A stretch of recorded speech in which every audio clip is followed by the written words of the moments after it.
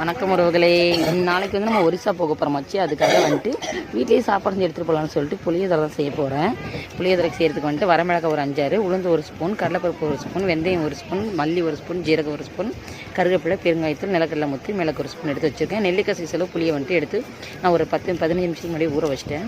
அப்புறம் பார்த்தீங்கன்னாக்கா மஞ்சத்தூள் தேவையான அளவு, பெருங்காயத்தூள் தேவையான அளவு, உப்பு தேவையான அளவு. மஞ்சத்தூள் அதிகமாக போட்டால் மஞ்சள் வடை அடிக்கும்.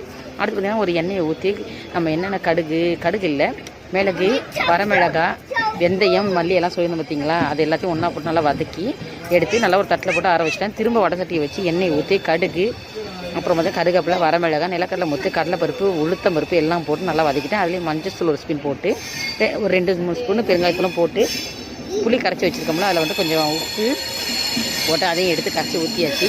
மூடி போட்டு நல்லா வந்துட்டு கொதிக்க விட்டுட்டேன். நல்லா கொதிச்சுட்டு இருக்கும்போது நம்ம ஏற்கனவே காய வச்சு அதாவது வறுத்து ஆற வச்சு வச்சுருக்கோம்ல, அந்த பொடியை வந்து மிக்சியில் போட்டு அந்த இதில் பொடியாக்கி கொண்டு வந்துட்டேன்.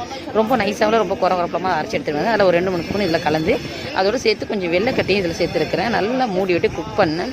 வாசனை அப்படியே ஒரு 4-5 வீட்டுக்கு இடிச்சு பாருங்கள். இன்றைக்கி நைட்டுக்கு வந்துட்டு நமக்கு வந்து இந்த வீட்டில் இதான் சாப்பிட்டு